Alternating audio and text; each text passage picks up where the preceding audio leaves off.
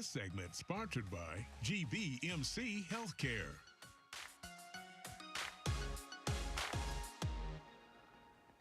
Welcome back. So have you heard about superbugs? Do you know where they come from? Oh, it is kind of crazy to think about. I stopped by GBMC to learn more about antibiotics and what we need to know. I'm here at GBMC chatting with Naaseha Rizvi, the lead antimicrobial stewardship pharmacist, and we're so happy to chat with you. Thanks for being with us. Thank you for having me. Of course. So are antibiotics becoming less effective? Yeah, so most antibiotics can become less effective. Antibiotics in general inhibit the growth of bacteria. They can also kill the bacteria that's causing an infection. And resistance is essentially the bacteria developing or finding new ways to protect itself against that antibiotic. So essentially it becomes immune to the effects of the antibiotic. Oh, interesting. So then what is a superbug and how does that happen? Superbugs are essentially more resistant bacteria. So they're resistant, or they develop these defense mechanisms against many of the commonly used antibiotics that we have today. Okay, so talk to us a little bit about how that causes resistance. Sure. So bacteria, whenever you have an infection, there's lots of bacteria in your body.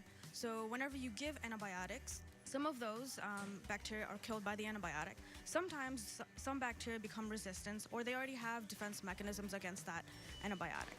So those ones, when there's no good bacteria around anymore, those bacteria continue to proliferate, continue to grow, and they cause more infection. So those are the drug-resistant bacteria.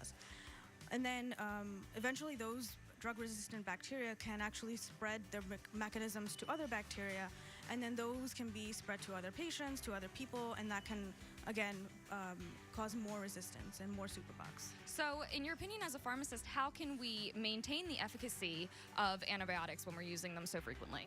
Sure. There's actually a lot of things that everyone can do. We should all be good stewards of antibiotics. So firstly, as patients, we should use antibiotics only as our doctors or healthcare providers tell us to use them, only when. Should never save antibiotics for later. Should never share antibiotics for later.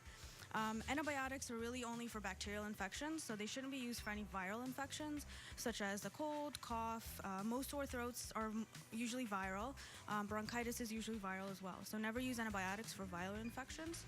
There's a lot of common bacterial infections that also don't require antibiotics, such as bronchitis, some ear infections, sinus infections, especially going into this winter season. Many times when antibiotics are used, you should also use the most targeted antibiotic. So think of it like a Swiss Army knife. It has a lot of tools, right?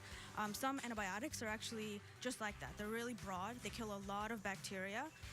So sometimes we need those antibiotics, but a lot of times you need just that one tool that kills that bacteria that's causing your infection. So that's really one of the most important things to also prevent resistance, because those broad spectrum antibiotics are going to kill a lot more bacteria and cause a lot more drug resistance. This is just fascinating. Thank you so much for taking the time to chat with us today. Thank you.